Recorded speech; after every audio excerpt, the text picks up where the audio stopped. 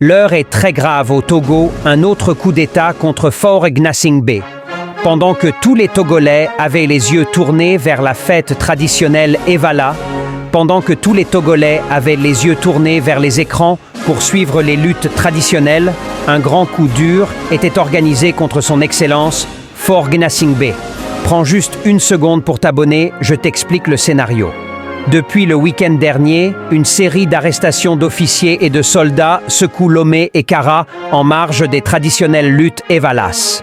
Des informations confidentielles laissent entendre qu'une opération de neutralisation d'une cible était planifiée pour le dimanche 14 juillet 2024, au deuxième jour des cérémonies dans la région Kabylie.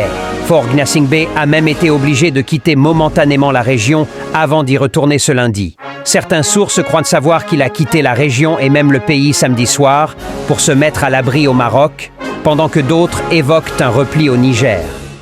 Toujours est-il qu'il n'était pas présent dans les arènes dimanche.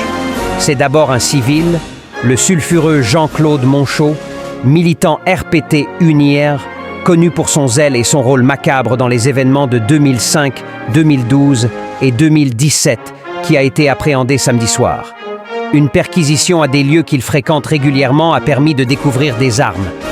Nos sources renseignent que le chef-corps du régiment parachutiste commando du camp Landja à Kara, le colonel Ali Bouakibé, a été arrêté, avant d'ajouter que plusieurs officiers supérieurs et civils seraient arrêtés et d'autres en fuite.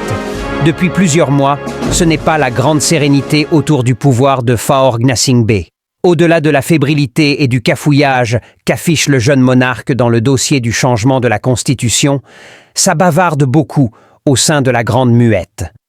La jeune classe des officiers supérieurs est moins disposée à certaines compromissions. Que Dieu bénisse le Togo, la terre de nos aïeux.